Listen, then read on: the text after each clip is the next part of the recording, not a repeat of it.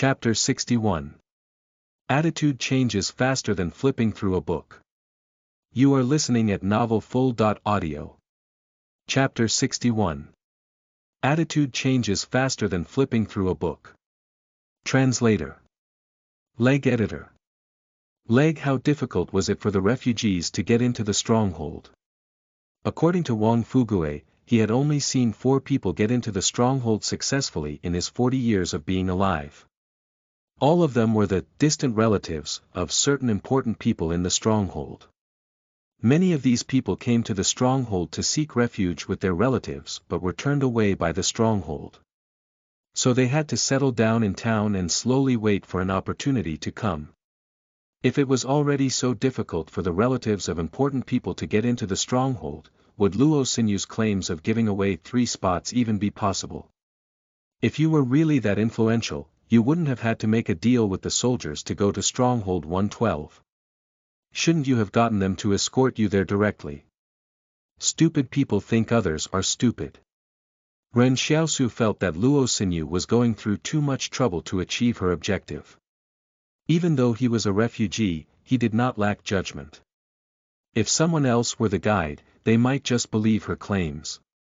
However, Ren Xiaosu did not. If Ren Xiaosu accepted her terms, how would he find Luo Xinyu once she got back to the stronghold?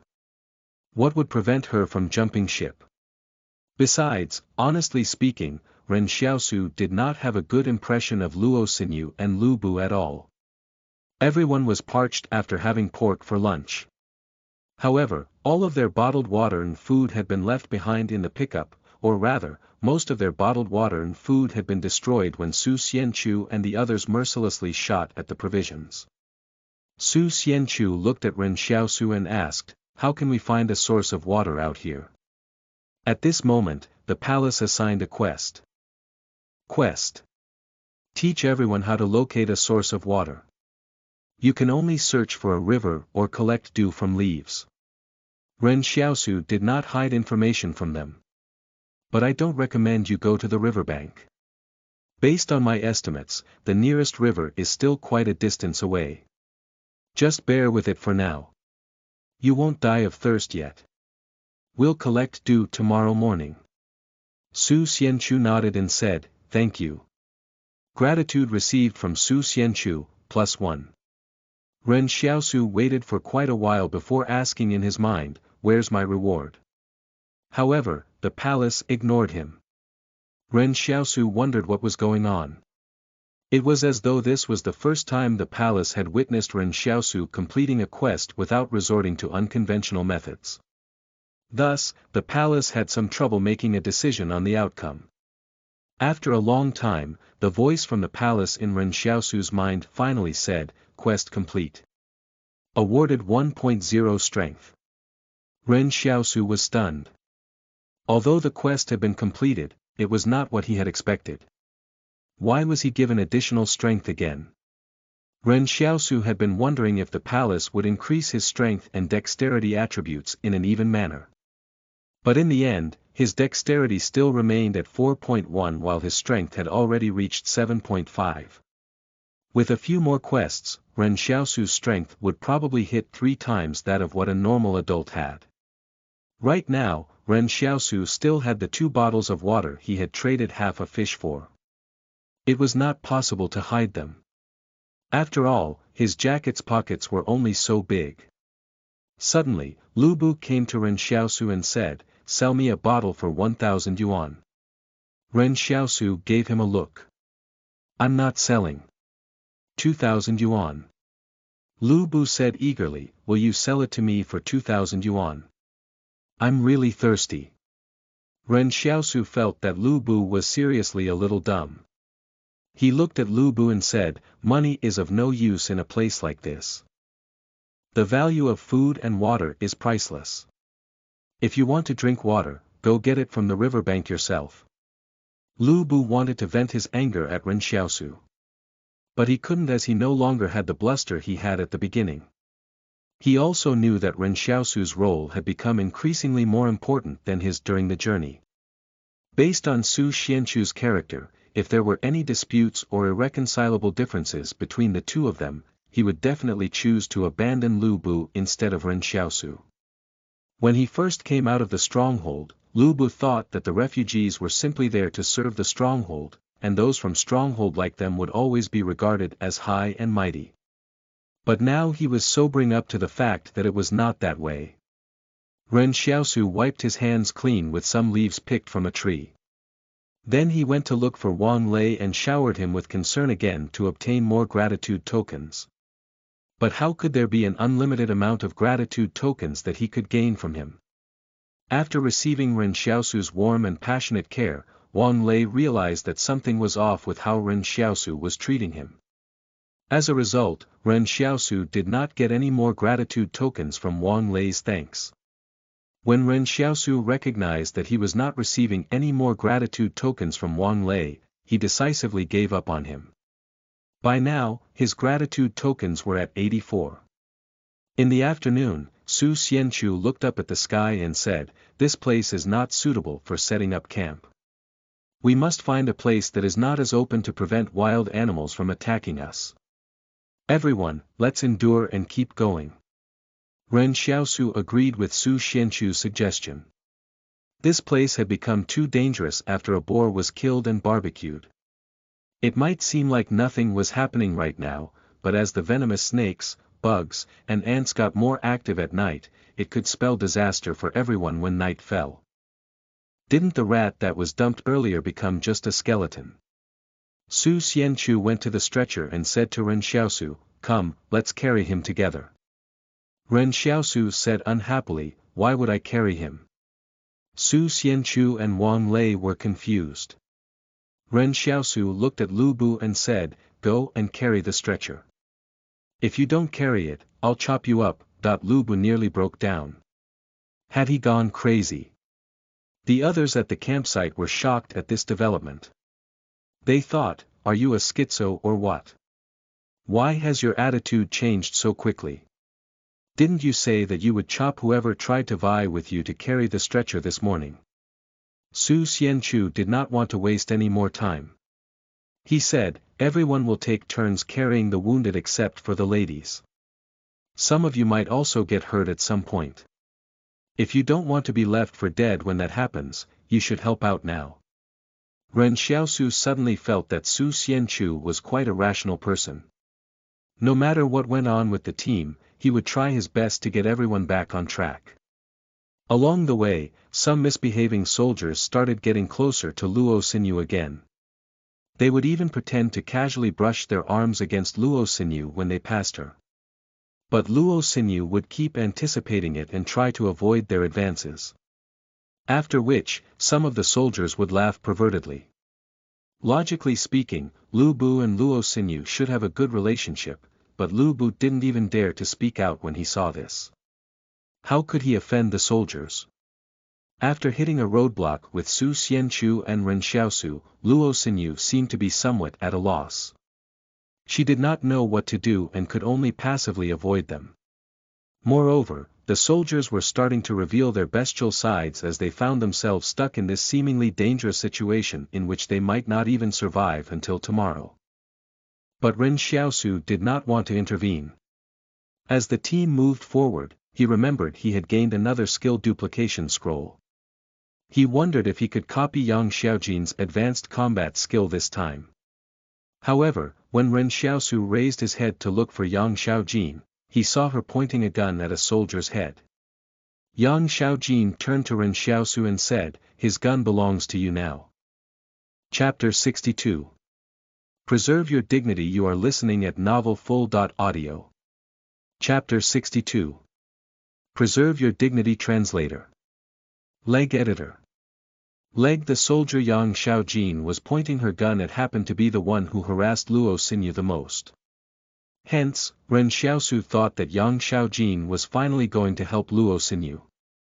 Previously, Ren Xiaosu thought that Yang Xiaojin was also someone who didn't care about anyone other than herself.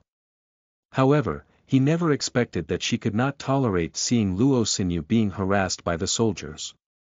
Perhaps that was the bottom line for women.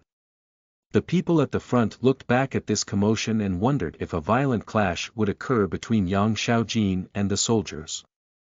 Ren Xiaosu looked at Su Xianchu and saw that he had frowned but was not about to step in. It looked like Su Xianchu also felt that these soldiers had gone too far. Meanwhile, none of the other soldiers dared to step forward or speak up for the soldier. It was clear at a glance their team was not united. However, Ren Xiaosu did not intend to act politely with them. He walked right next to the soldier and pulled out his gun from the holster. When these soldiers were escaping, they felt that their firearms were too heavy to lug around, so they threw away their rifles, only keeping their sidearms. The soldier said coldly, "Do you know how serious of a crime it is to seize a gun from a soldier?" Yang Xiaojin said calmly, "If you threaten me again, you just might die." Ren Xiaosu almost applauded when he heard that. She really was a decisive girl. When he pulled the soldier's gun out from the holster, the soldier used his right hand to clasp it tightly against his waist. He was attempting to quietly stop Ren Xiaosu from taking his gun. However, Ren Xiaosu's current strength was so great that it was unimaginable. He forcefully pried each of the soldier's fingers away. If this soldier hadn't given in midway, Ren Xiaosu would have broken his fingers on purpose. This was a gun. Ren Xiaosu could finally hold a gun openly. Ever since he acquired the advanced firearms proficiency, he never had the opportunity to handle a gun so openly. The soldier who had his gun seized looked at Ren Xiaosu. "Haven't you already taken the gun from me? Why are you still touching me? Where's the magazine?" Ren Xiaosu asked. The soldier was speechless. "It's on the left side of the uniform." As he let Ren Xiaosu continue searching his person, he sneered at Yang Xiaojin and said, "Even if you give him the gun, does he know how to use it? He's only a refugee." The others also felt that the soldier's words were not wrong. Only Yang Xiaojin was slightly doubtful of that when she saw the way Ren Xiaosu held the gun. Yang Xiaojin was undoubtedly the most knowledgeable on firearms of all the people here. Otherwise, the palace would not have evaluated her skill as perfect. So when the others thought that Ren Xiaosu would not know how to use a gun even if he were to carry one, she had already noticed that his stance of holding the gun was very natural and proficient. Even with his arm was lowered, it was still placed at the most suitable angle to raise the gun in an instant. This was not a skill a refugee should have. The others could not tell, but Yang Xiaojin definitely could. But she didn't dwell on this for too long. She just said to the soldier, "Get lost."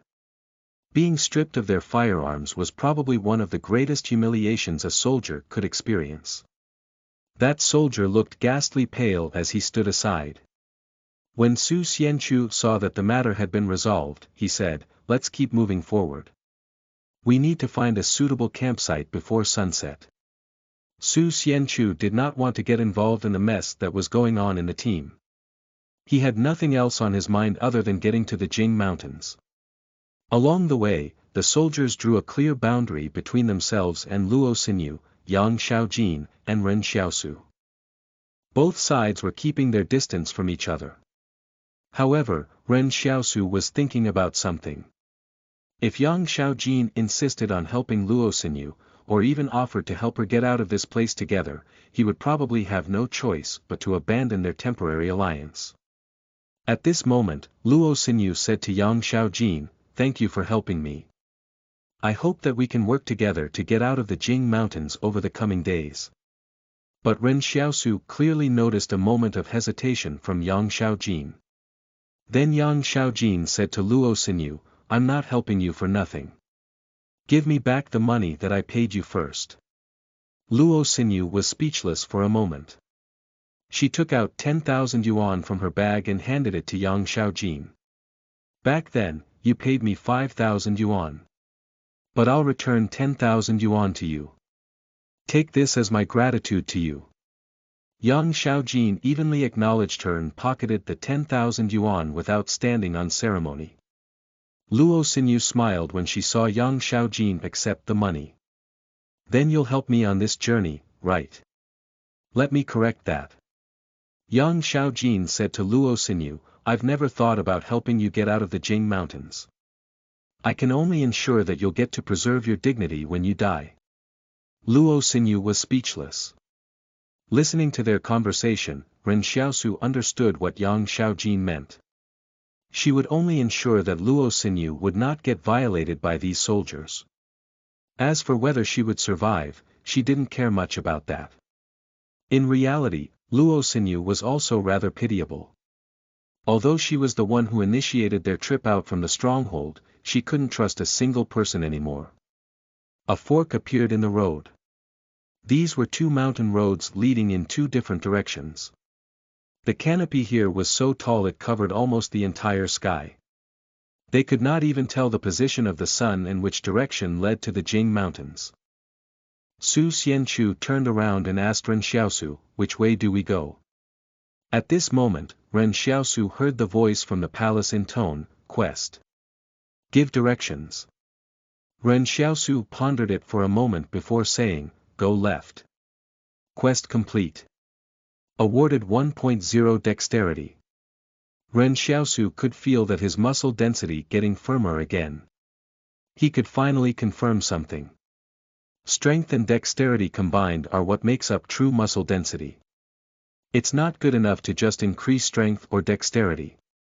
At this moment, the soldier who had his gun seized said coldly, "Didn't you say that you haven't been out this far before? I remember you mentioning that you hid in the canyon for a few days before coming out. So how do you know which way to go?" Ren Xiaosu said calmly, "I don't." Su Xianchu and Yang Xiaojin were speechless. Everyone was left speechless. "If you don't know the way, why did you tell us to go left?" However, Ren Xiaosu was not under any pressure. He was only asked to give them directions for the palace's quest. It did not say where he had to direct them. Whether or not he knew the correct way, all he had to do was point a way forward. He did not know the correct path, but the quest had to be completed. Su Xianchu hesitated for a while and said, "Then why did you point to the left?" Ren Xiaosu said, "Although I don't know which way to go, I know that the Jing Mountains are on the left ahead of us." "Okay." Su Xianchu nodded. "Then we'll go left. You can tell me when you spot a suitable place to set up camp." When Su Xianchu made a decision in the wilderness, he would habitually turn to Ren Xiaosu for his opinion. And as the facts had shown, his opinions were generally correct. Ren Xiaosu would climb up any pine trees they came across along the way to pluck some pine cones and plump pine needles. The others had some misgivings. They could understand why he plucked the pine cones since those things were edible. But why did he pluck the pine needles? They saw Ren Xiaosu squeeze out a light green substance from the pine needles one by one and then lick it all up. He said to the others, "If you guys don't want to die of thirst, you can learn from me." Some of them hesitated as they did not know whether they should learn from him or not. In the end, only Yang Xiaojin and Su Xianchu climbed up the pine tree without any hesitation. Chapter 63. All of them have disappeared. You are listening at novelfull.audio. Chapter 63. All of them have disappeared. Translator. Leg editor. Leg. Speaking of survival instincts, Su Xianchu and Yang Xiaojin were the two least pretentious people in the team other than Ren Xiaosu. When Ren Xiaosu said that the substance extracted from the pine needles was drinkable, the two of them did not hesitate and climbed up the tree to search for suitable pine needles to extract. They even plucked a whole lot of pine cones as well. In fact, only someone like Ren Xiaosu who had been surviving out in the wilderness would know that nature was generous. It doesn't care who gains from it. So long as you put in the effort, you can depend on nature to survive. Someone lamented, "It's better off being an animal if I have to do this. How I wish that I can be reborn as an animal in my next life." Ren Xiaosu glanced at him. "Animals do not lead as carefree a life as you think. I've heard that giraffes, which are the tallest land animals around, can defend against their predators due to them being bigger in size. However, its mating process can get very complicated. That's why the male giraffe needs to drink the urine of the female to determine whether she's in heat before he starts courting her. If it doesn't turn out as he expects, the male giraffe will have drunk the urine for nothing. The rest of the team suspected that Ren Xiaosu was deliberately trying to gross them out. No, this refugee kid was definitely trying to gross them out. At this moment, Ren Xiaosu's confidence was boosted since he possessed a gun now. There were only 11 people and 7 guns within the entire group, with 3 of the guns already in the hands of Ren Xiaosu and Yang Xiaojin. Moreover, Ren Xiaosu and Yang Xiaojin had the advanced firearms skill and perfect firearms skill respectively. Unless they clashed head-on with Su Xianchu, their simple alliance would definitely ensure them a complete victory over whoever they came up against. While waiting for everyone to pluck the pine needles and pine cones, Ren Xiaosu had nothing much to do. He then remembered his still unused skill duplication scroll. He glanced at Yang Xiaojin and said decisively in his mind, use the skill duplication scroll. Randomly copied target's advanced skill. Bomb making. Ren Xiaosu was stunned. He immediately learned the skill but was a little puzzled. What kind of training did Yang Xiaojin receive in the past? Why were all her skills so violent? Besides, the combination of her firearms, bomb-making, and jumping rope skills were so mismatched. Were these skills really from the same person? Ren Xiaosu got curious. He asked in his mind, does the target have an assassination skill? This information can be revealed if it's for a former target you've attempted to learn from. She has an advanced assassination skill. Ren Xiaosu suddenly thought of something and asked, does the target have nursery rhyme singing? This information can be revealed if it's for a former target you've attempted to learn from. She has advanced nursery rhyme singing. Ren Xiaosu was left speechless. What a bunch of messed up skills. He felt like he must have been really crazy to ask those questions, but he never expected her to really have those skills, and they were even advanced skills too. By this time, the whole lot of them had finally finished plucking pine cones and pine needles. Ren Xiaosu sighed and said, can't y'all pluck them from different trees? By taking everything from the same tree, it's nearly been stripped bare by y'all. When everyone heard this, they looked up. Sure enough, the tree was nearly stripped bare. Ren Xiaosu thought for a while and said, shouldn't y'all be thanking me for teaching you how to survive in the wilderness? The others were taken aback. Then several people thanked Ren Xiaosu. However, Ren Xiaosu discovered that only Su Xianchu and Yang Xiaojin were sincere in thanking him. With his gratitude tokens at 86, Ren Xiaosu became even more eager to unlock the weapon. So he shifted his attention to the others around him. All of a sudden, Ren Xiaosu realized that Luo Sinyu's hands were still empty. Even Lu Bu was holding several pine cones. When Luo Sinyu realized that Ren Xiaosu was staring at her, she said in embarrassment, I can't climb up. Since when had Luo Sinyu, a celebrity from the stronghold, ever climbed a tall tree like that? Hence, she was the only one who was empty-handed. When does someone feel the loneliest? When everyone has something, but not you. For example, everyone has money, but not you. For example, everyone has pine cones, but not Luo Sinyu.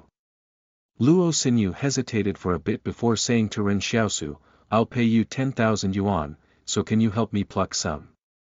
Ren Xiaosu's eyes lit up. He immediately stuffed all of the pine cones and pine needles that he had wrapped in his clothes into Luo Sinyu's arms. You're my bro from now on. Luo Sinyu was surprised. Thank you. Gratitude received from Luo Sinyu, +1. Ren Xiaosu had not sold his water earlier because bottled water was too precious. It was clean and convenient to carry around. But the pine cones and pine needles were different as they were readily available. Furthermore, Luo Sinyu offered a lot of money. What could he do with 10,000 yuan? He could use it to live the good life in town for up to 2 years. There wouldn't be a need to worry about food and clothing. In fact, you would never know whether you would become Ren Xiaosu's brother before giving money to him. This was also known as Schrödinger's brother. Luo Xinyu took the pine cones and pine needles from him. However, she realized that Ren Xiaosu did not go and pluck any more. She asked curiously, "Aren't you going to pluck some more pine cones? What are you going to eat at night?"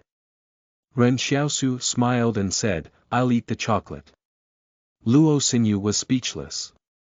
Ren Xiaosu still had the chocolate with him that he had traded with Luo Xinyu for. It happened that the chocolate had melted a little while he was carrying it on his person for the past few days. Although it was late fall, his body still transmitted heat through his pockets. At the beginning, he did not believe Yang Xiaojin when she said the chocolate would melt. After all, he had never eaten chocolate before. He had planned on bringing it back for Yan Luyuan to try, but it seemed that he could not bring it back. In an instant, Luo Xinyu's gratitude vanished. That chocolate was the one he had scammed from her. Before evening fell, Ren Xiaosu found a huge hollow that was suitable for setting up camp. A rock protruded out of a cliff, creating a huge overhang that formed a natural, semi-open shelter like a cave. Ren Xiaosu noticed some cirrocumulus clouds in the sky when he passed through a clearing. Although he did not understand the principle behind it, he knew it was a sign of rain.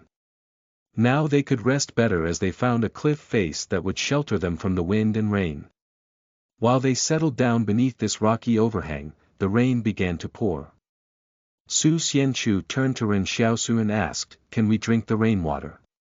"No," Ren Xiaosu shook his head. "Even though it's not so acidic anymore, you can still die from drinking acid rain." Ren Xiaosu was still unsure of how acid rain formed and what criteria classified it as acid rain, so he could only use acidity to roughly describe the hazard level of acid rain. Suddenly, some strange sounds came from the forest outside the hollow. But it traveled far away in an instant, not giving Ren Xiaosu company time to react. Right at this moment, the person deepest in the hollow said, "Look, someone etched some words over here." Ren Xiaosu and Su Xianchu went to the wall and were surprised to see 2 lines of crooked writing etched by someone at the top of the hollow. "We saw some strange shadows moving in the forest. They've disappeared, all of them have disappeared." Comment: 1. View all COMENTS. Rate this chapter. Vote with Power Stone. Send gifts. Chapter 64. Satellites. Translator. Leg editor. Leg. When everyone saw the 2 lines of writing, the atmosphere in the hollow plummeted to a freezing point. Since entering the forest today, the group did encounter any more dangers. Other than exhaustion from a sleepless night, no other strange occurrences took place. This gave everyone the wrong impression that this place was safer than the canyon and the other places they had been to earlier in the journey. They'd nearly even forgotten about the warning that was written outside the canyon. But it was all coming back to them at this moment. The missing corpse of Su Xia, the horrible face bugs, and those words carved on the cliff wall that warned. "Stop here, ye who live. Has anyone gone missing so far?" Su Xianchu's first reaction was to count the number of people in their group. However, he found that no one was missing. Could someone be playing a trick on us by etching those words here? Lu Bu wondered. There are no signs of any struggle in this hollow, and we didn't even see any skeletal remains of humans or wild animals along the way. Wait a minute. Lu Bu's words startled Ren Xiaosu. Actually, that was the strangest thing that had been happening. Some skeletal remains would usually be scattered throughout the forest. Be it birds, snakes, or any larger wild animals, their skeletal remains should be commonly seen.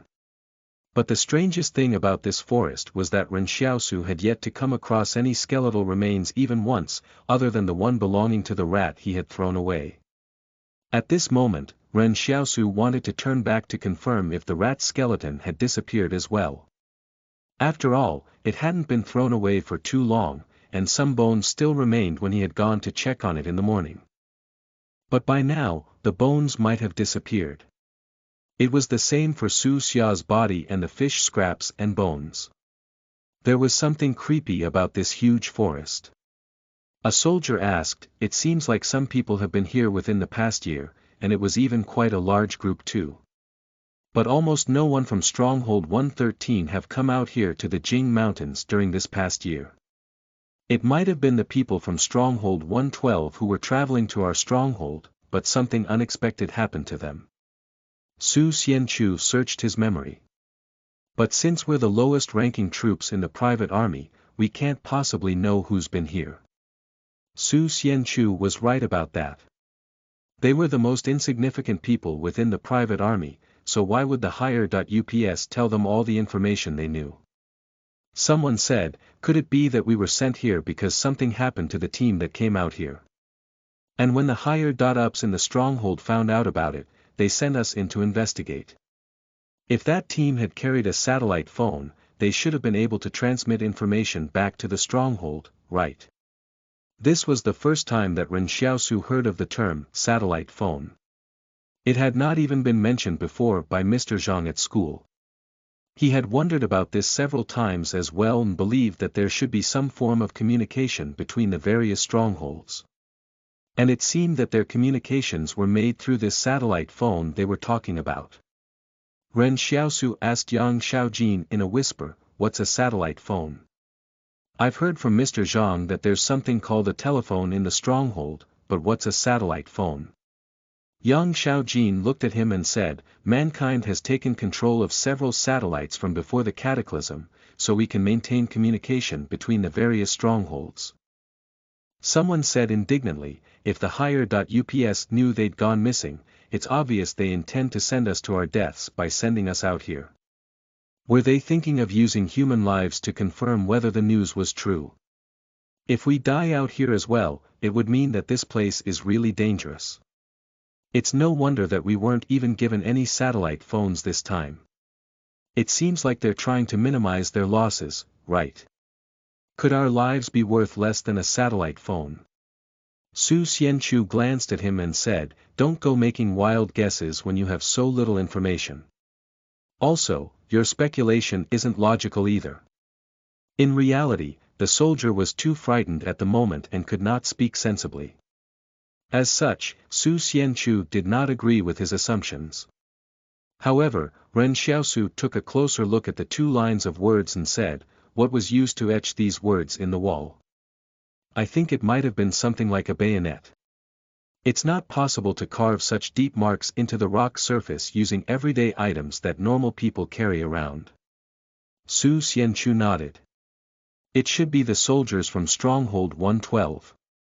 He turned to everyone and said, sleep tight tonight. If anyone wants to head out of the hollow at night to relieve yourself, make sure to go together in groups of 3. This arrangement was made to prevent inexplicable disappearances from happening again. Even if they got into danger, it was unlikely that 3 people could not scream for help. Su Xianchu continued, and tonight, everyone has to take turns to keep watch. How about this? I'll take the first shift before the others take over. The ladies don't need to keep watch. Ren Xiaosu accepted the arrangement but thought there wasn't really any point in keeping a night watch. Not only did they have to guard against external dangers, they also needed to guard against internal dangers from the team. After all, Yang Xiaojin and he had just seized a gun from a soldier, so it was quite likely that the soldier would try to sneak attack him in the middle of the night. But at this moment, Yang Xiaojin said to Ren Xiaosu, you keep watch for the first half of the night while I'll take over for the second half. Okay. Ren Xiaosu nodded. Their temporary alliance had another basic foundation. They did not have any reason to harm the other. I'm going outside for a while, Yang Xiaojin said. Ren Xiaosu thought, aren't you afraid that something will happen to you? He asked her, do you need me to go with you? Yang Xiaojin paused for a while before saying in a low voice, there's no need. Ren Xiaosu was a little puzzled. Isn't this girl a little too brave? Just what kind of skill is she hiding? Beside them, Luo Xinyu stood up and said, let me accompany you.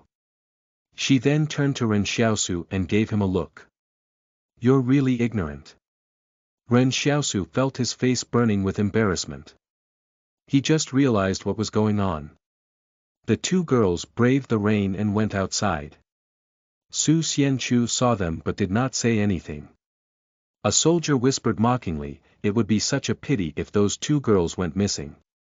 But less than 5 minutes later, Yang Xiaojin and Luo Xinyu returned to the hollow as though nothing had happened. Had something changed? Could it be that the team was not targeted by the strange shadows in the forest? When two soldiers saw that they had come back, they stood up and said, "We'll also go outside to relieve ourselves. Can't hold it in any longer." The two men had actually let the two girls go ahead to scout out the route before they dared to head outside themselves. Furthermore, the both of them nearly even pissed their pants out of fear. They really couldn't hold it in any longer. In fact, they had planned to relieve themselves in the hollow. But didn't Yang Xiaojin and Luo Xinyu come back just fine? So they had to muster up their courage and head outside. Su Xianchu nodded and said, "Come back quickly. Don't waste time smoking out there. Don't worry about it."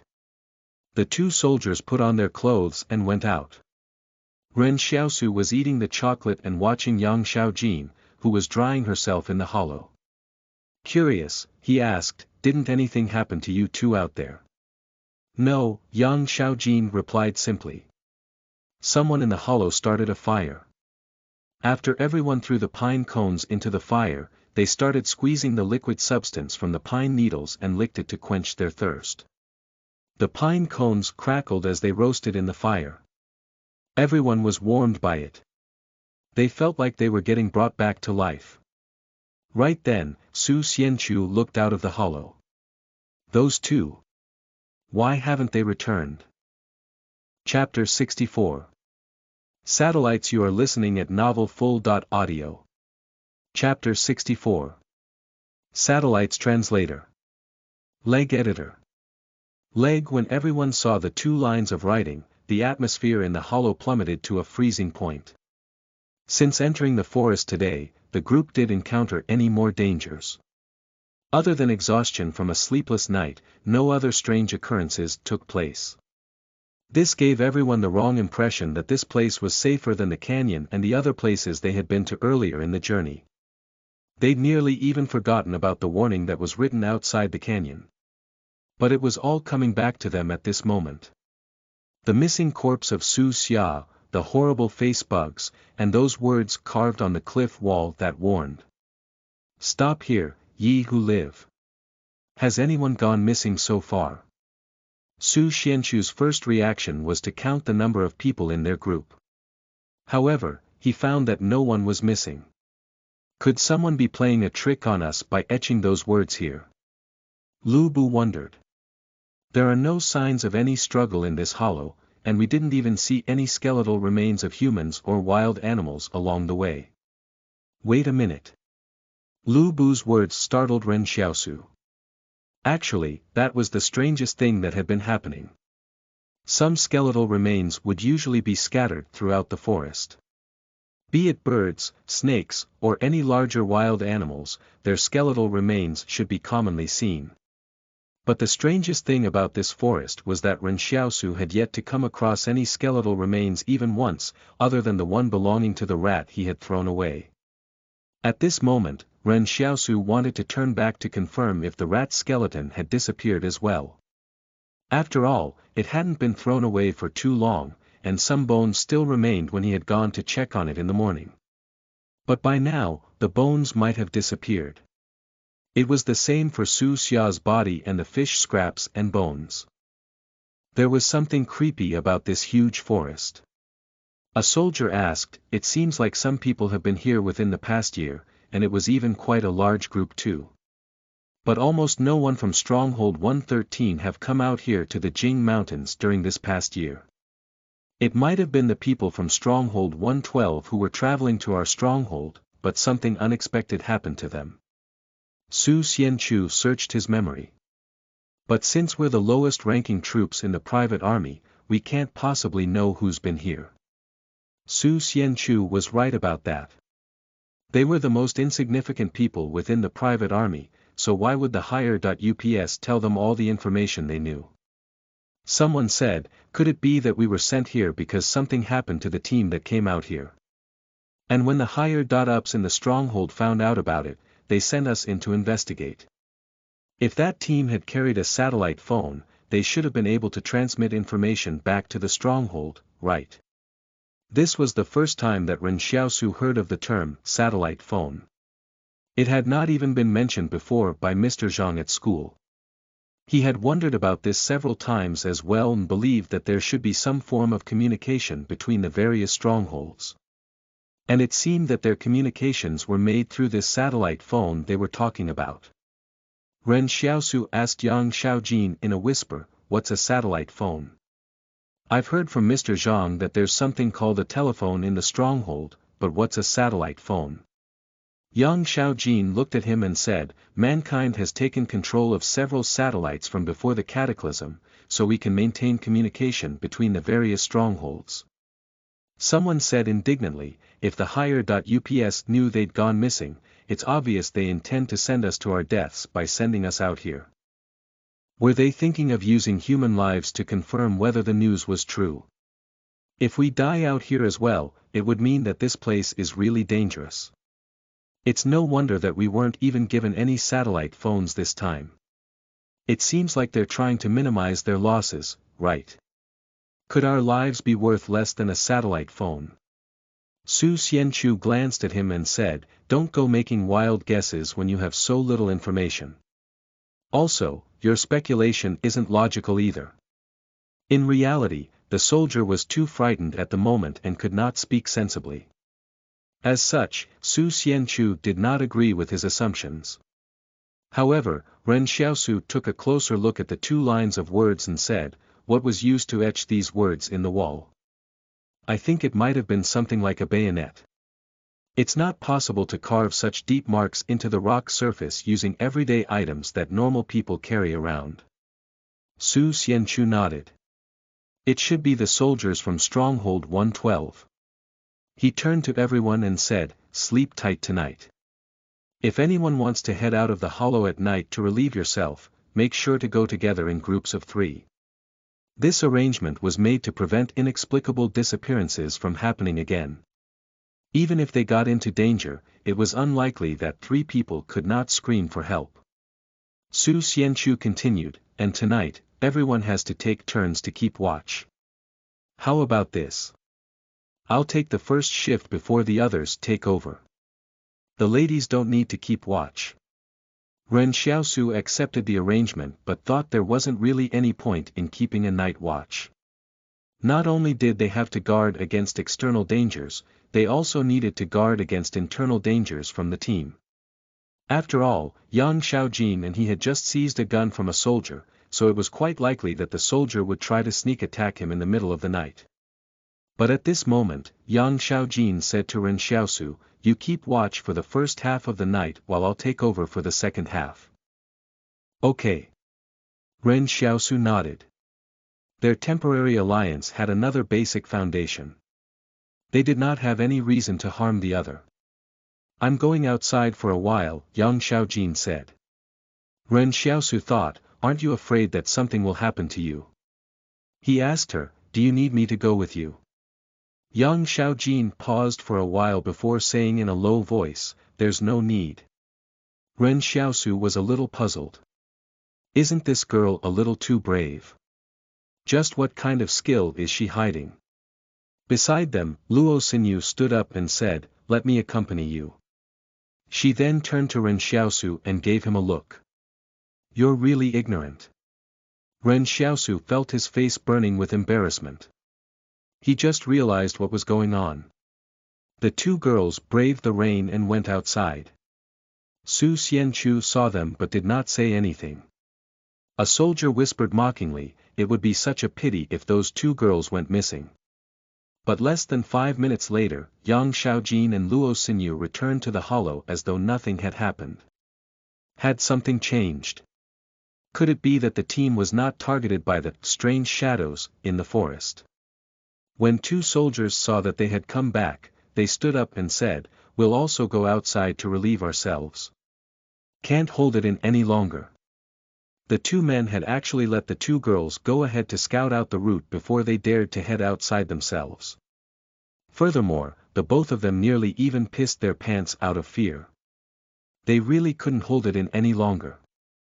In fact, they had planned to relieve themselves in the hollow. But didn't Yang Xiaojin and Luo Xinyu come back just fine? So they had to muster up their courage and head outside. Su Xianchu nodded and said, "Come back quickly. Don't waste time smoking out there. Don't worry about it." The two soldiers put on their clothes and went out. Ren Xiaosu was eating the chocolate and watching Yang Xiaojin, who was drying herself in the hollow. Curious, he asked, "Didn't anything happen to you two out there?" "No," Yang Xiaojin replied simply. "Someone in the hollow started a fire. After everyone threw the pine cones into the fire, they started squeezing the liquid substance from the pine needles and licked it to quench their thirst. The pine cones crackled as they roasted in the fire. Everyone was warmed by it. They felt like they were getting brought back to life." Right then, Su Xianchu looked out of the hollow. "Those two. Why haven't they returned?" Chapter 65. Withdrawal symptoms. You are listening at novelfull.audio. Chapter 65. Withdrawal symptoms. Translator. Leg editor. Leg. The two soldiers who had not returned yet had only dared to venture out when they saw nothing had happened to Yang Xiaojin and Luo Xinyu. By going outside together, they took the necessary precautions. But now that almost 10 minutes had passed, the two of them were still not back. Su Xianchu stood at the edge of the hollow and peered out into the forest. Although it was only evening, the sky had already turned black due to the rain. Could something have happened to them? Someone asked. But there wasn't any noise, someone said, curled up in the corner of the hollow. Surely they couldn't have been attacked at the same time and made no sound, right? Logically speaking, that should have been the case. But wasn't this exactly what made it even more frightening? Su Xianchu had instructed everyone to go out in groups, but even so, something still happened. Su Xianchu said, "Don't think too hard. They might have been delayed just a little. It's only been 10 minutes, after all." Everyone in the hollow became quiet. Although Su Xianchu comforted everyone by saying that, those two soldiers didn't reappear as time slowly ticked by. Su Xianchu said, "Who's willing to go and look for them with me?" Ren Xiaosu was taken aback. Su Xianchu was even willing to risk the unknown danger and acid rain to go into the forest and search for his subordinates. But no one in the hollow volunteered. Who would be willing to go out and seek death at a time like this? Some of the soldiers even urinated at the innermost part of the hollow and filled the entire hollow with the smell of urine. As a result, Ren Xiaosu and the others were forced to sit near the outer part of the hollow where there was ventilation. Although it was a little cold there, at least they didn't have to smell it. Su Xianchu sighed and said, "If you all don't help the others, don't blame others for not helping when the same happens to you." Ren Xiaosu was not worried about that since he did not expect anyone to save him. Even Yang Xiaojin, who was his ally, would probably abandon everyone in the event of any danger. As they were not related to one another, it was already great that they did not sabotage each other. The sound of rain pouring over the forest came from outside. Ren Xiaosu said to Yang Xiaojin, "I'll keep watch for the first half of the night. You go and get some rest. The forest ground will become very difficult to walk through after the rain. It'll use up a lot of your stamina. Be careful of those soldiers too. They're up to no good." Ren Xiaosu had known ever since the two of them seized the gun that the soldiers would cluster together from time to time. This spelled potential trouble for them, but Ren Xiaosu had not figured out how to handle it yet. "MHM," Yang Xiaojin nodded. Then she closed her eyes and leaned against the wall to get some rest. But even so, Yang Xiaojin's gun was still pointing at everyone, including Ren Xiaosu. Ren Xiaosu smiled and did not mind it. If it were him, he would have done the same. A team of 11 people had inexplicably turned into 9. Ren Xiaosu looked at the remaining soldiers in the hollow and saw some of them sitting and smoking. The cigarette smoke was still laced with a smell that nauseated Ren Xiaosu. He found it hard to imagine just how vulnerable the defenses of the stronghold was when even the soldiers of the stronghold were using such psychoactive drugs to stimulate themselves. Was this only happening in Stronghold 113, or were most of the soldiers from the other strongholds also the same? These soldiers had brought quite a lot of cigarettes along, and Lu Bu had also prepared 10 packs for them. However, they lost most of them while they were making their escape. Right now, they only had around half a pack or a full pack left on each of them, while some of them did not even have any left at all. The group of people sitting there were smoking together, filling the entire hollow with smoke. Fortunately, Ren Xiaosu, Yang Xiaojin, and Luo Xinyu were all sitting at the outer edge of the hollow, so they were not that greatly affected. They heard one soldier saying to the others, "Lend me a cig. I've run out. I've run out too. This is the last cig I have." The soldier beside him moved a little to the other side. Actually, he still had more than half a pack left in his pocket, but the days ahead of them were still so long. Who the hell knew how long it'd be before they could finally get out of this place? He did not even have enough to spare for himself. The soldier who wanted to bum a cigarette looked to the others and said, "Lend me a cig. I'll return a pack to you when we get back to the stronghold."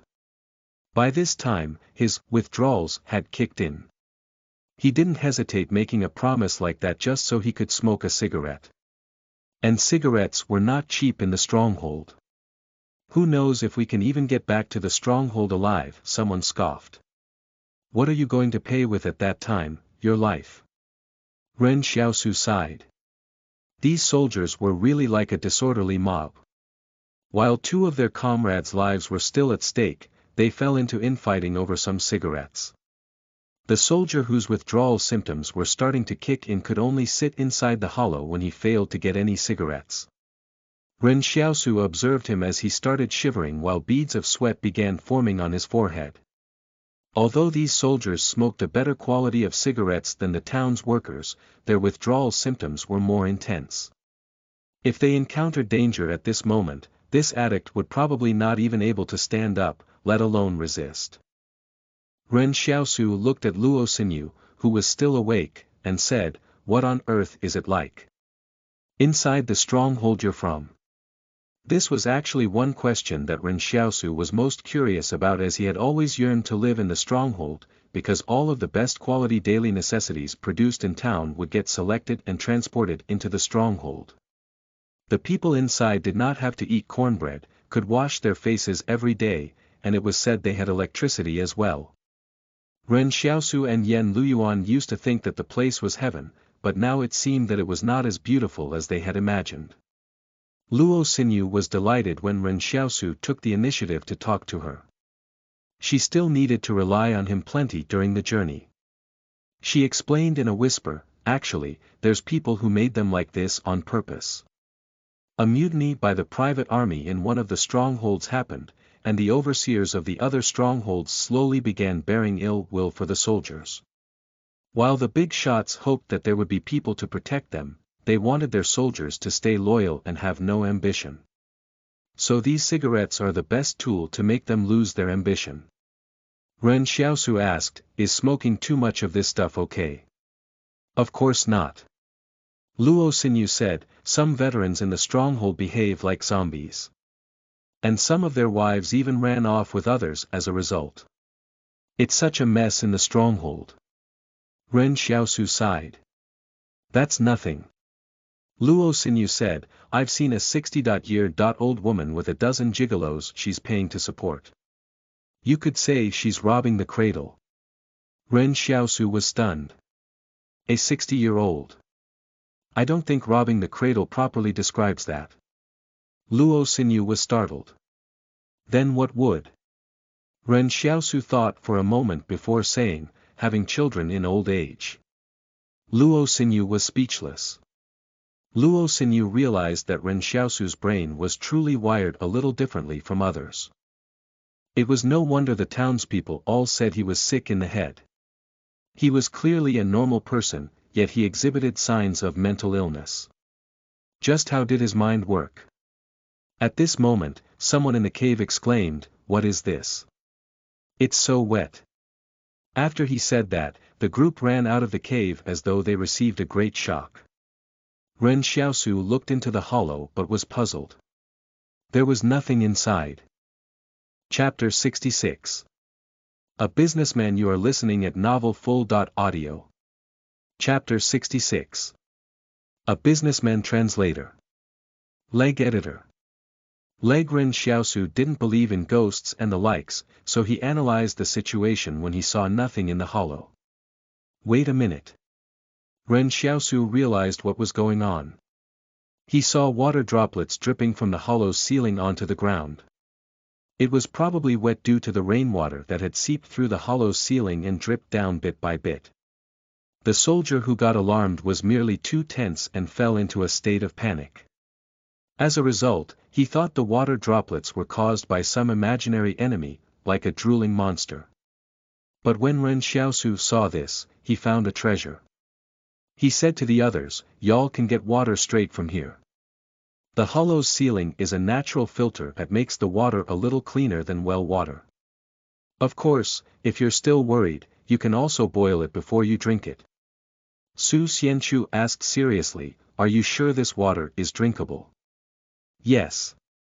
Ren Xiaosu said, "It's probably one of the cleanest sources of water you can find in the wilderness. Sometimes, not even spring water is safer than this." When Su Xianchu heard that, he grabbed his military-issue canteen to top up his water supply. Although the pine needles could replenish some water loss from the body, it was far too little. Those could only ensure that everyone would not die of thirst. Su Xianchu did not hoard the water source for too long. After hanging his military-issue canteen over the campfire, he said to the others, "You guys should drink up too." The others were not like Su Xianchu, who still had his military-issue canteen to hold the water and boil it with. They could only collect the water with their mouths, let alone boil it. The crowd was pushing and shoving under the water source. It was all right for the soldiers as each of them took turns to drink from it for a while. But Lu Bu couldn't be in a more pathetic state since no one would let him have a taste of the water. After a while, a soldier said, fuming, "How is it enough for anyone to drink water one drop at a time? Ren Xiaosu still has 2 bottles of water in his pockets.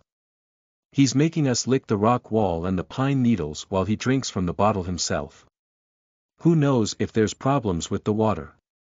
Several soldiers got angry. However, Ren Xiaosu and Yang Xiaojin each had a gun in their hands, so they did not dare to say anything in front of them. When Ren Xiaosu saw this, he wondered how great it would be if he could store his items in the palace. He could secretly put the bottled water into the palace tomorrow and claim to the others that he had accidentally lost it. That way, no one would target him anymore. Otherwise, if these people went crazy for the water, someone might even take the risk to attack him. Currently, the 2 bottles of water were in each side of his jacket pockets. He put his hands into the pockets and held the water bottles as he attempted to store them in the palace again. But the voice from the palace intoned, "Storage rights have not been obtained." Ren Xiaosu was upset and sullen when he heard the voice. "You should at least tell me how to obtain the rights, right? Why can I freely store the black medicine in the palace but not the bottled water? Why? Why can't the bottled water be stored?" As Ren Xiaosu retreated to one side, Luo Xinyu looked at him. "Why aren't you going over to drink the water?" Ren Xiaosu saw Luo Xinyu's skeptical look. It was obvious she did not believe he would be so generous. Ren Xiaosu grinned. "I'm gonna drink the bottled water." Luo Xinyu was speechless. In this moment, Luo Xinyu realized that Ren Xiaosu was really talented at annoying people at any time. However, she did not know that Ren Xiaosu had actually given it careful consideration before deciding to leave the water source for the others. First of all, everyone was parched, and the water source that was dripping bit by bit would definitely be insufficient. As a supernatural being, Su Xianchu could hoard the water source for as long as he wanted, and no one would dare to say a thing. But Ren Xiaosu wasn't one. Some people were already jealous of the fact that he still had 2 bottles of water on him. As such, he didn't need to hoard them. One of the principles of survival in the wilderness was to not be too greedy.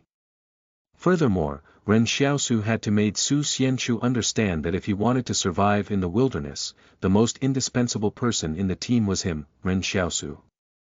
If Ren Xiaosu could get the support of a supernatural being like Su Xianchu, wouldn't that be better? Also, the smell in the hollow was simply too pungent. In such a tense atmosphere, Luo Xinyu was initially terrified. As such, she chatted with Ren Xiaosu so she could alleviate the fear she was feeling. After all, it was always better to have someone to talk to. In fact, this method was extremely effective. When Ren Xiaosu spoke about having children in old age, Luo Xinyu didn't feel afraid anymore. There was only a string of ellipses on her mind. Ren Xiaosu asked, "Do you know where the cigarettes that the soldiers smoke come from?" "I don't think there's any suitable places near Stronghold 113 to grow something like that, right?" "You don't know?" Luo Xinyu asked, feeling puzzled. "Wang Fugue said that you had the backing of Luo Lan, so how can you possibly not know anything about it? What does Luo Lan have anything to do with it?" Ren Xiaosu was stunned. Although he had received a banner from Luo Lan, he and Boss Luo did not have any other dealings. Boss Luo is the representative of the Qin Consortium in Stronghold 113, Luo Xinyu explained. "What is his job title in the stronghold?" Ren Xiaosu asked. Although he heard Wang Fugue mention Boss Luo's name every day, Ren Xiaosu realized that he actually didn't know much about Boss Luo. Boss Luo doesn't have a job title. Luo Xinyu looked at Ren Xiaosu in surprise. "Alright, it looks like you really don't know anything. He only controls some factories that deal with metallurgy, water production, and chemical plants. If you have to ask what his title is, then he's strictly considered a businessman. How does a businessman get to call the shots in the stronghold?" Ren Xiaosu said after thinking for a moment. He had thought that Boss Luo was just a stronghold overseer. It's unnecessary for them to hold a job title. Luo Xinyu said helplessly, "They are like the sky above the stronghold overseers. When nothing happens, everyone lives peacefully together. But when something crops up, that businessman will definitely be the decision maker of the stronghold." "Does he have an army around him?"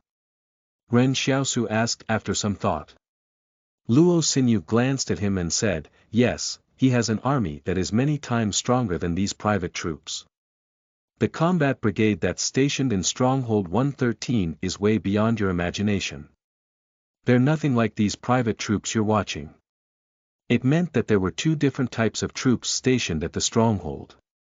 Although the stronghold had nominal overseers, their authority existed in name only. If they did not resist, the consortium would allow them to enjoy a life of luxury as their puppets. "But there's something I still don't understand." Ren Xiaosu asked, "Why don't they just take control of the stronghold and become the overseers themselves? Isn't it unnecessary to support puppets?" "Because the Qin Consortium is not the only organization in this world," Luo Xinyu said.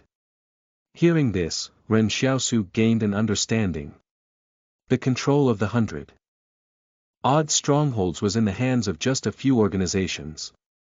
Although they worked together to take control of the strongholds, there was a delicate balance of power between them. By using some strange methods of cooperation, they would seize resources for themselves. So the Qin Consortium was the one who supplied those cigarettes to Stronghold 113. Ren Xiaosu asked. Chapter 67. It's not like you have nothing left. You are listening at novelfull.audio. Chapter 67. It's not like you have nothing left. Translator. Leg editor. Leg. All the cigarettes supplied to the private army were delivered from other locations by the Qin Consortium. You've seen the fleet of trucks before, right? The supplies they delivered were none other than cigarettes. Luo Xinyu said, "Actually, the same thing's happening in the other strongholds. Although the various strongholds' overseers know their puppets, there are always a few who try to break free of their strings. Ren Xiaosu nodded. It looked like he could not measure the consortium's power based on the private army's strength. Ren Xiaosu had learned enough from Luo Xinyu for the day and had to digest all of this information. I'll ask one final question. Ren Xiaosu asked, why did you choose a person like Lu Bu as your manager? Luo Xinyu was not exactly stupid either, so why did she choose Lu Bu? Luo Xinyu explained, he's the younger brother of a unit chief in the Stronghold's logistics division. Ren Xiaosu could more or less understand some of the reasons behind this, but he didn't exactly know what kind of authority a unit chief in the logistics division had. Luo Xinyu felt her relationship with Yang Xiaojin and Ren Xiaosu had become a little closer. She hesitated for a moment before saying, can you help me make it out of this place alive? I have nothing left out here in the wilderness and can only depend on the two of you. Ren Xiaosu shook his head and said, it's not like you have nothing left. Luo Xinyu was taken aback. What do you mean? You still have the cheek to ask me to get you out of here alive. Having said that, Ren Xiaosu ignored Luo Xinyu. Luo Xinyu was left confused by Ren Xiaosu on this dark and rainy night. She still had something left. She still had the cheek to ask him for something. What fucking language proficiency is this? Are we even speaking the same language? It was at this time that Luo Xinyu realized that her close relationship was only an illusion. In reality, Ren Xiaosu found Luo Xinyu to be quite pitiable. She was all alone in the wilderness with no one to trust and had no one who was willing to help her. She was even surrounded by these ruffian soldiers who kept trying to take advantage of her. But who wasn't pitiable? Yan Luyuan, who was suffering in town from the pain brought on by the side effects of his wish, wasn't he pitiable? If Ren Xiaosu promised to help get someone out of this place, that would be irresponsible towards Yan Luyuan. As long as Ren Xiaosu relied on his luck, Yan Luyuan was bound to suffer even more from the side effects. Although Yan Luyuan would usually only get a headache or fever after making a wish, the problem was that if Ren Xiaosu used his luck to avoid death, Yan Luyuan would not only be suffering simple side effects like a headache or fever. This was a power governed by the law of conservation. If one party got luckier, the other would become unluckier. The moment Yan Luyuan made a wish for Ren Xiaosu, he had placed his life in Ren Xiaosu's hands. Therefore, for Yan Luyuan's sake, Ren Xiaosu could not promise anyone that he would help them get out of here alive. The other people's lives were not as valuable as Yan Luyuan's. When Yang Xiaojin woke up in the middle of the night, she looked at Ren Xiaosu and said, it's your turn to sleep. Ren Xiaosu nodded. Then he closed his eyes to get some sleep. He had not gotten any rest for nearly 30 hours. Even that was too much for him to bear in his current shape. Ren Xiaosu kept thinking about a couple questions while in a semi-conscious state. What exactly is Yang Xiaojin's identity? Does she belong to the so-called combat brigade of the Qin Consortium? No, that couldn't be right. If she were from the combat brigade, she wouldn't have to hide her identity to join the team, right? Besides, she even had to pay Luo Xinyu to join them. In Ren Xiaosu's opinion, if the Qin Consortium's combat brigade stationed at Stronghold 113 were to send someone to join them for the mission, wouldn't the soldiers from the private army revere her like a god? After all, that was the authority that really had the power to control life and death in the Stronghold. Ren Xiaosu could not figure out Yang Xiaojin's motive, so he could only remain suspicious of her identity. The hollow was completely quiet in the early morning. Yang Xiaojin was feeling energetic again after waking up. As she had received relevant training in this field, the way she slept was beyond most people's imagination. She was actually able to stay alert while sleeping. This was something that normal people could not understand, just like how normal people in the current day still could not understand supernatural beings. The rain outside came to a stop. Just as Ren Xiaosu had said, the forest ground became quagmire of mud after the rain. Some people would probably fall behind during tomorrow's journey.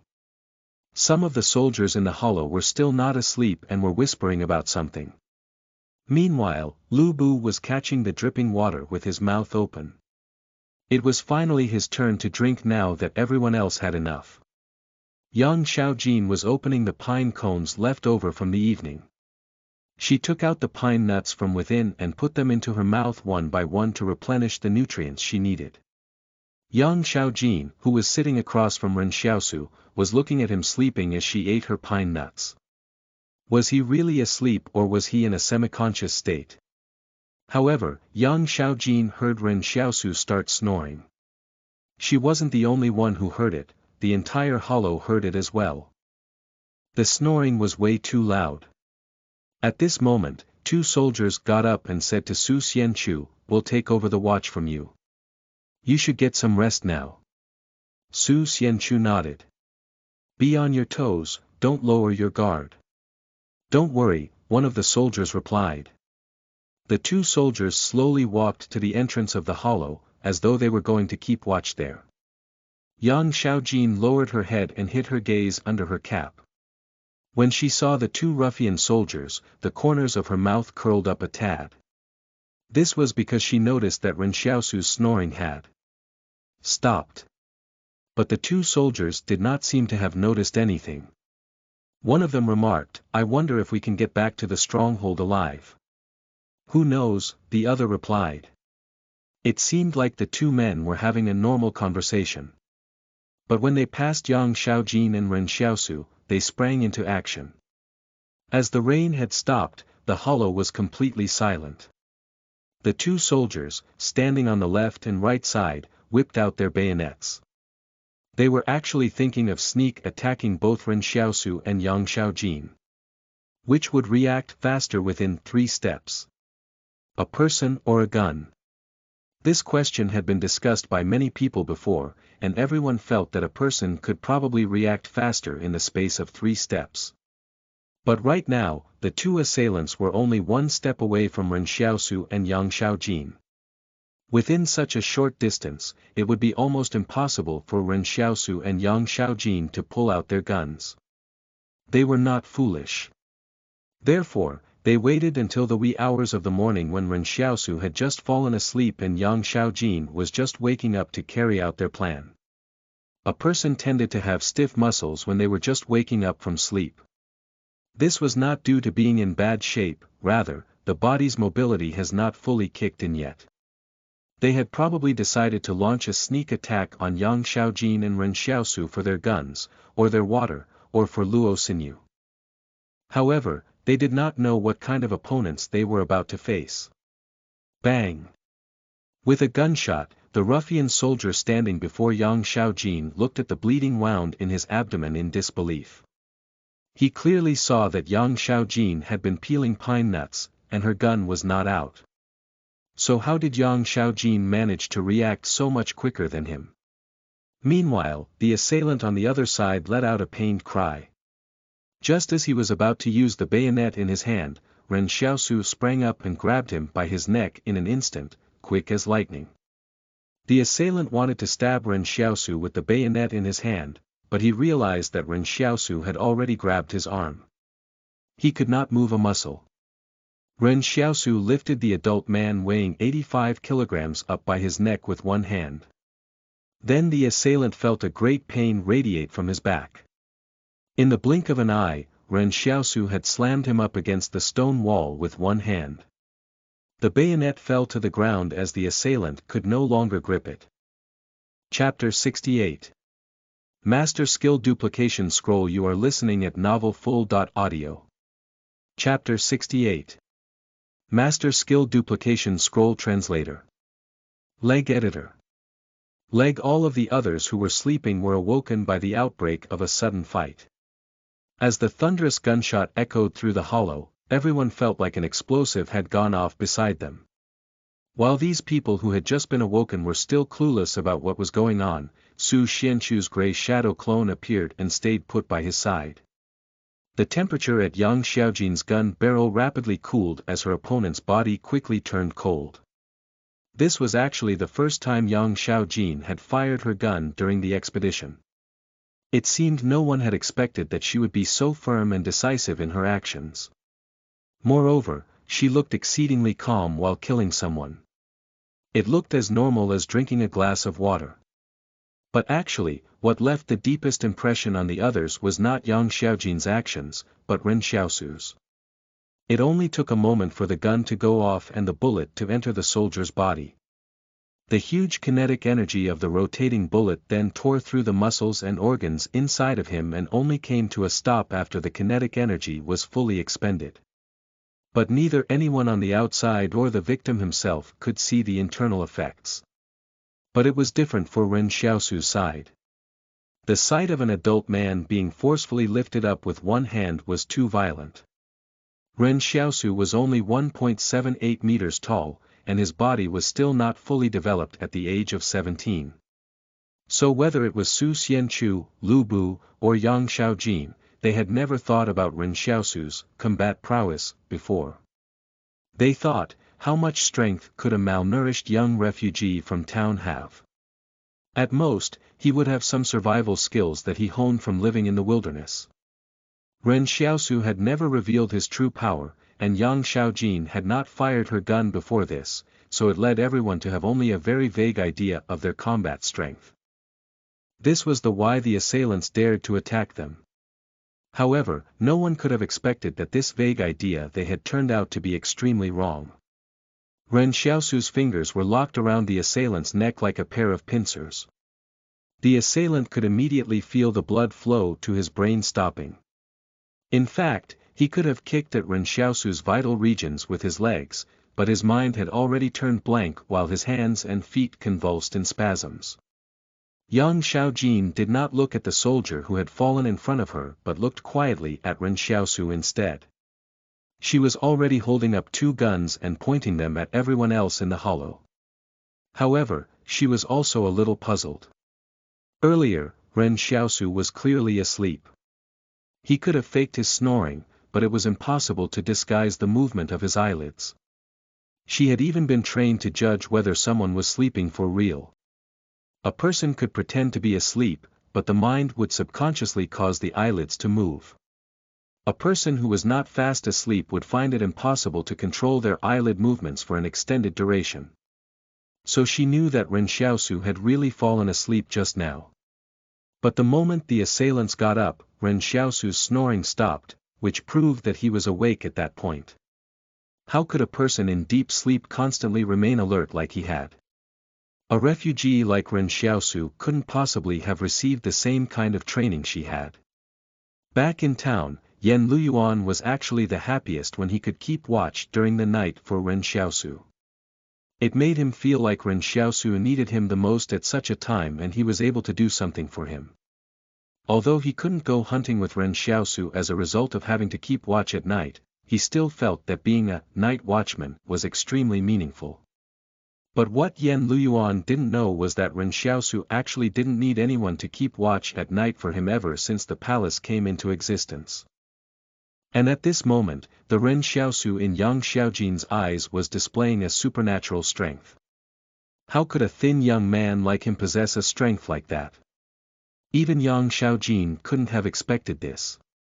The soldier, who was soaking in a pool of his own blood on the ground, struggled to spit out, "Sun Junzheng, get them."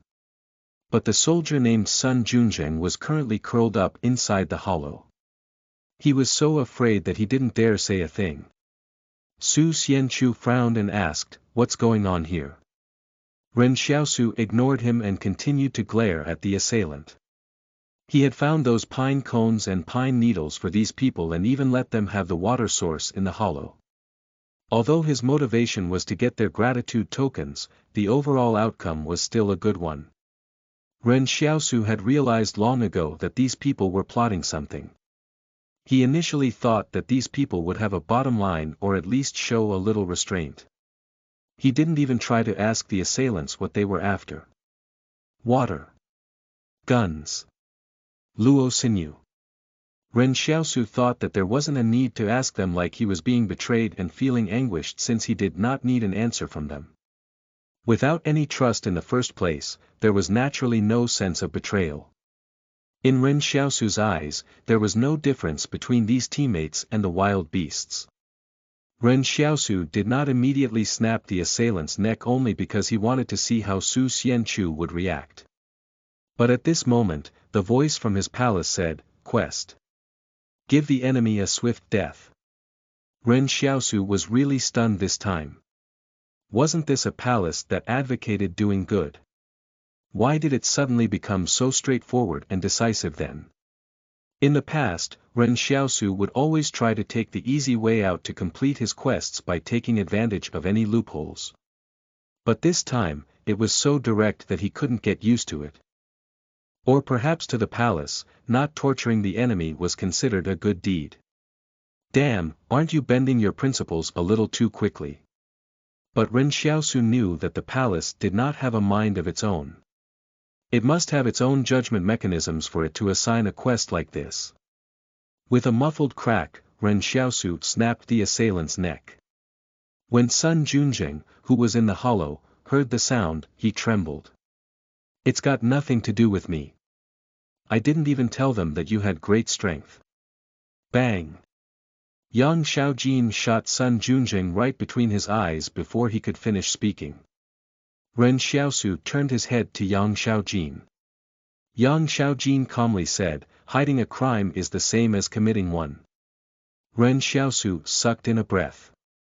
Yang Xiaojin was implying that even though Sun Junjing did not tell Ren Xiaosu's strength to the assailants, he did not give any prior warning about their intention to attack them either. Therefore, to rid themselves of any further threats, Sun Junjing had to die as well. At this moment, Ren Xiaosu felt that even though he had repeatedly updated his understanding of Yang Xiaojin, her ruthlessness and decisiveness still exceeded his expectations. But he did not feel that she was wrong. A team that originally consisted of 11 people was now left with 6 people in the matter of a night.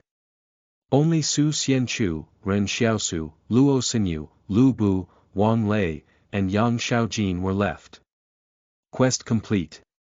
Awarded Master Skill Duplication Scroll. Without pausing to think, Ren Xiaosu used the Master Skill Duplication Scroll on Su Xianchu. Using Yang Xiaojin's firearms skill as a comparison, there wasn't much significance in upgrading his advanced firearms proficiency to the master level. So at this moment, he needed Su Xianchu's power more. About to copy the target's master.level skill or superpower. If you do not have the corresponding advanced.level skill after copying a master.level skill, you will not be able to learn it. The target does not have a master.level skill. Randomly copied target superpower, Shadow Clone. Do you want to learn it? Ren Xiaosu was overjoyed. So if the target had no master.level skills, he could directly copy their superpowers. He had thought the chances would be very slim. Yes. You have learned Shadow Clone. Ren Xiaosu could feel the new power in him that he had just copied and learned. He was surprised to discover a shadow clone of himself standing quietly within the palace. But what left Ren Xiaosu a little surprised was that, while Su Xianchu's shadow clone was gray in color, his was black. What's with this? Is it darker because I don't wash my face? Chapter 69. Got what they deserved. You are listening at novelfull.audio. Chapter 69. Got what they deserved. Translator. Leg editor. Leg. The atmosphere in the hollow reached freezing. Everyone felt glum and downtrodden after 2 of their teammates disappeared in the night without any explanation. And now, to everyone's surprise, another internal conflict happened between those who were left. The 4 of Su Xianchu, Luo Xinyu, Lu Bu, and Wang Lei roughly knew that the soldiers had planned on attacking Ren Xiaosu and Yang Xiaojin. However, that was handled by the 2 of them in an instant. The duration of this fight was so quick that it was unimaginable, and the conflict also made Su Xianchu seriously reassess these 2 people standing in front of him. He sighed and said, "They probably got what they deserved." Ren Xiaosu did not say anything. After thinking about it, he understood that Su Xianchu had no motive to cause this assault. If it were for the guns, Su Xianchu still had his rifle and pistol on him. If it were to possess Luo Xinyu, Su Xianchu got the opportunity long ago. After all, Luo Xinyu had even thrown herself at him, yet he never reacted positively to her advances. If it were for the water, Su Xianchu had already collected a bottle in the evening. He didn't have any reason to set his sights on Ren Xiaosu's 2 bottles of water. Ren Xiaosu was worried that Su Xianchu would take action to maintain order in the team, but as it turned out, he did not want to get involved in this conflict at all. Su Xianchu's overarching objective was to explore the mystery of the Jing Mountains and the evolution of the creatures that lived there. He was not concerned about getting the others out of this place alive. But surely Sun Juanzheng's crime should not amount to his death, right? Su Xianchu sighed again. Forget it, no one can truly be faulted out in this wilderness. Ren Xiaosu felt that Su Xianchu already understood the principles of wilderness survival. There was no right or wrong. Survival was the only gospel truth. He also did not want to say that Yang Xiaojin was right to do so, but there was absolutely nothing wrong with ridding themselves of any threats. Ren Xiaosu carried the 3 corpses and threw them outside the hollow. Then he said to Su Xianchu and Yang Xiaojin, I could never figure out how Su Xia's corpse disappeared, so why don't we closely observe what happens this time? He told Yang Xiaojin, shout me awake if anything strange happens. He then sat down against the stone wall and went back to sleep. The others looked at Ren Xiaosu and wondered how he could remain so calm. Why could he go straight back to sleep like nothing had happened when he obviously just killed someone? Were you not the one who killed that person just now? In reality, Ren Xiaosu was not asleep. He was just taking a mental look at the palace because a black shadow clone had appeared in it. This made Ren Xiaosu lose his sleepiness as his interest was piqued. Crucially, he had been very envious of Su Xianchu and was even a little envious of Zhang Baogan's power of blowing the explosive saliva bubbles. Although the saliva bubbles looked very weak, Ren Xiaosu suspected there was still room for improvement in its power. Did the supernatural beings have any room for improvement? He felt that there certainly must be. As for him, even though he had a palace that looked quite intimidating, the problem was that he had mostly been raising his strength and dexterity attributes thus far. It made him feel like he was not really a supernatural being. After all, some people could also reach his current state of strength after a long period of training. As such, before he learned the shadow clone power he copied from Su Xianchu, he could not be truly regarded as a supernatural being. At the very least, he could not be considered as one in terms of combat strength. Ren Xiaosu had long coveted Su Xianchu's shadow cone that was capable of blocking bullets. In Ren Xiaosu's opinion, weapons such as firearms and explosives were terrifying. The initial velocity at which a bullet was fired at could reach Mach speed or several times Mach. Normal people would have no chance of fighting back against weapons like firearms. Therefore, to Ren Xiaosu, the qualifier that separated a normal person from a supernatural being would be the fear of firearms and explosives. Of course, Ren Xiaosu was also not fearless of firearms and explosives. He would still die if someone carried out a sneak attack on him with those weapons. At this moment, the black shadow clone stood quietly and motionlessly beside the brass typewriter in the palace. Ren Xiaosu scrutinized it and saw that the silhouette of the shadow clone was clearly his own. It looked just like a blurred version of him. Why was Su Xianchu's shadow clone gray in color while his was black? He had clearly copied the power straight from him, so could there be other differences? Ren Xiaosu started to nimbly manipulate the shadow clone by moving it around within the palace. Then he realized that the strength of the shadow clone seemed to be closely related to that of his own strength. Even without any testing, Ren Xiaosu knew that this was a kind of connection on the mental level. It seemed like the shadow clone was formed straight from his mental willpower. The strength, speed, and even density of this shadow clone were twice of what Ren Xiaosu had. It was no wonder it could even block bullets. A normal person could also block bullets, but they would die, while the shadow clone wouldn't. Through Ren Xiaosu's personal experimentation, he found the usage of the shadow clone was determined by the willpower he had. As long as he was full of vigor, he could continue using it. But Ren Xiaosu was a little curious about how something as vague as willpower could be calculated. He tried asking the palace, "What's the level of my willpower?" The voice from the palace answered, "Unauthorized to answer." Ren Xiaosu was a little puzzled. Since his master-level wilderness survival proficiency could be determined, and his strength and dexterity attributes could also be determined, then why couldn't the palace determine the level of his willpower? Was there no criterion for determining one's willpower, or was there some other reason for it? O.org. Since he could not get an answer for the time being, Ren Xiaosu did not dwell any further on it and went to sleep. But Ren Xiaosu had sort of figured out why Su Xianchu's shadow clone was gray while his was black. His own body was stronger than Su Xianchu's, so his shadow clone was denser. When the sunshine shone on Ren Xiaosu's face in the morning, the first thing he did when he woke up was to look at the spot where he dumped the corpses. It surprised him that nothing had occurred with the 3 corpses. It was no wonder Yang Xiaojin did not wake him up in the middle of the night to say something. So it turned out that nothing unusual had happened. It was good that nothing had happened. He couldn't constantly hope that something dangerous would happen to them, right? Then he turned his gaze back into the hollow and happened to meet Lu Bu's eyes. However, Lu Bu did not wear the arrogance he had from long ago when he first came out of the stronghold. He was starting to avoid looking at Ren Xiaosu. Lu Bu did not rest well last night. He was someone who only knew how to bully the weak and fear the strong.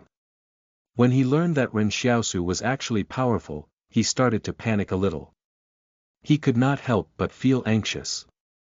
He, Luo Xinyu, and Wang Lei were all shocked to discover that even with so few people left on the team, everyone else were monsters, unlike the 3 of them. Su Xianchu was already standing outside the hollow. He was thinking about something as he looked at the forest before him. When Ren Xiaosu walked beside Wang Lei, who was lying on the stretcher, Wang Lei flinched away from him. But how could he be faster than Ren Xiaosu? Ren Xiaosu lifted up his shirt and took a look at Wang Lei's stab wound created by Su Xianchu. He said, "All right, you can get up now and walk on your own. The wound's already healed." All of a sudden, Wang Lei realized that his wound did not hurt anymore. Could Ren Xiaosu's black medicine really be that effective? Chapter 70. Storage rights. You are listening at novelfull.audio. Chapter 70. Storage rights. Translator. Leg editor. Leg. When Su Xianchu returned to the hollow, he saw Wang Lei inspecting his wound. He asked Ren Xiaosu, "Do you still have any of that medicine?" With Wang Lei acting as the guinea pig, Su Xianchu knew well how important that black medicine was. If he sustained any injuries in the wilderness, his survival chances would greatly increase as long as he had the black medicine with him. "No," Ren Xiaosu instinctively replied. "I'll pay you for it," Su Xianchu said. "In that case, I still have a little," Ren Xiaosu replied. If it were for something else, he would probably not be willing to exchange it for money. After all, there was no use for money in the wilderness. However, the black medicine was different. But Ren Xiaosu suddenly thought of a problem. "Haven't you run out of money?" Su Xianchu said, "There was money on those 3 that you 2 killed, so I took it from them." Ren Xiaosu suddenly felt such a heart-wrenching pain that he couldn't breathe. He was too inexperienced. How could he not have searched the bodies? How could he have made such an amateur mistake? So it turned out that Su Xianchu had gone outside to search the corpses just now. This guy was too good at waiting. He was afraid it would be dangerous during the night, so he waited until dawn before going outside. Ren Xiaosu said resentfully, "That isn't your money. It's clearly my money. You have to at least share half of it with me." Su Xianchu gave it some thought and said, "Money is of no use for me here. As long as you give me the black medicine, I'll give all of the 8,000 plus yuan on me to you." When Ren Xiaosu heard that those three had more than 8,000 yuan with them, the pain in his heart grew even greater. However, Ren Xiaosu carefully sized up Su Xianchu. This guy really isn't greedy for money. He took out the bottle of black medicine, which was now half used after it had been applied on Wang Lei, and handed it to Su Xianchu. "Money, please." "Here." Su Xianchu took all the money out and handed it to Ren Xiaosu. He even purposely turned his pants pockets inside out to prove that he had no money left on him. Ren Xiaosu nodded in satisfaction. Although he did not know Su Xianchu well, it felt like he was rather sincere through his actions on the journey thus far. And when Ren Xiaosu took the money from Su Xianchu, the voice from his palace said, "It has been detected that the host is carrying 20,000 yuan in cash. Basic storage rights have been unlocked for purchase." When Ren Xiaosu treated Wang Lei's wound, Wang Lei paid him 1,200 yuan. Then Luo Xinyu handed 10,000 yuan to him for his help. And now, he received a further 8,900 yuan from Su Xianchu. Added together, Ren Xiaosu's cash on hand reached 20,100 yuan. But Ren Xiaosu was astounded this time. Before this, he had been very anxious to unlock the palace's storage function, but the palace never once told him how to gain access to it. He had guessed that he might have to complete a certain quest or side quest that was similar to unlocking the weapon. But never could he have imagined he would have to spend his own money to unlock the storage. As a virtual palace, why would you need money? Ren Xiaosu had never saved more than 10,000 yuan in his entire life before. But now that he had received close to 10,000 yuan from Su Xianchu, he was going to have to spend it all again. This really felt like going back to square one. He had no choice but to spend the money. Ren Xiaosu knew very well how important it was to have a storage space in the wilderness. He clenched his teeth and said to his mind palace, "Purchase it. Purchase successful. You've unlocked basic storage rights." At this moment, another door appeared in the palace and slowly opened. Then Ren Xiaosu saw a space measuring 1 cubic meter embedded in the middle of a wall behind it. What a scam! 20,000 yuan bought me such a small space. What did the palace say just now? Oh right, the basic storage rights have been unlocked. That meant he could still buy the intermediate, advanced, and so on and so forth grades of storage in the future. The space behind this door would probably get larger after more purchases and maybe even turn into an actual house. But how much money would he have to spend for that? Ren Xiaosu did not even know if he could make that much money in this lifetime. Ren Xiaosu had thought it impressive to earn 20,000 yuan. Ren Xiaosu felt it was bittersweet. Honestly, his harvest today was far greater than the previous days of the expedition combined. He went outside and broke a tree branch off, then peeled off the bark and used the white stem inside to scrape his teeth clean.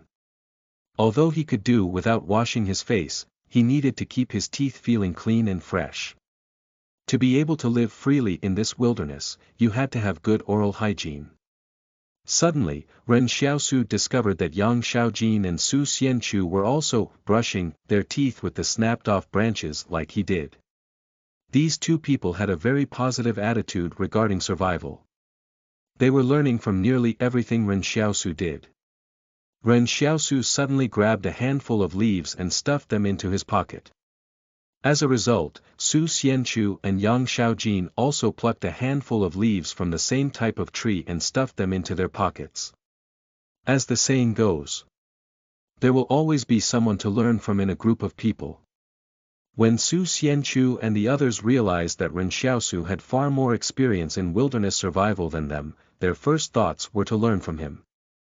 Only by learning from Ren Xiaosu could they survive a little more comfortably in this wilderness. But Su Xianchu was a little curious. What use do these leaves have? Ren Xiaosu chuckled as he took the leaves out and threw them away. They have no use. I only wanted to see if the two of you would copy what I did. Su Xianchu was surprised. He looked at Ren Xiaosu for a long time without saying anything. He stubbornly kept the leaves in his pocket and did not throw them away. He plucked the leaves because he wanted to pluck them and definitely not because he was copying Ren Xiaosu's actions. But Yang Xiaojin was different. She acted like no one was around and grabbed another handful of leaves and stuffed them into her pocket. The mental fortitude of Su Xianchu, Yang Xiaojin, and Ren Xiaosu was obviously better than Luo Xinyu's and the others. After witnessing so many deaths last night, the three of them could still face their circumstances with calm. It was as though they did not take these matters to heart. But Luo Xinyu and the others could not do it. When Ren Xiaosu, Yang Xiaojin, and Su Xianchu went out of the hollow to brush their teeth, Luo Xinyu and the others did not dare go out because they were scared of the three corpses lying outside. Luo Xinyu, Lu Bu, and Wang Lei had to calm themselves for half an hour before they finally dared to come out of the cave. They just couldn't understand why the others could still laugh after all that had happened. Let's get ready to set off. Su Xianchu said, although we don't know what dangers we might encounter later on, we can't stay here. Before it gets dark again, we have to find a suitable place to set up camp for the night. I hope that no one is thinking of going around on their own anymore. After all, you've all seen what happened to those who went by themselves. They were now on the periphery of the Jing Mountains, and Ren Xiaosu could even see the black smoke spewing from the active volcanoes in the range. The further they went in, the more dangerous it would get. Can y'all say what exactly exists in the Jing Mountains? Ren Xiaosu wondered. Su Xianchu thought for a moment and said, it could be the mystery of the wild animal's evolution that's hidden within, or perhaps the origination of a new taxonomic order. When you came out of the stronghold, did they tell you what the site that possibly existed there might be? Ren Xiaosu asked. Su Xianchu stopped hiding the information. A mysterious city.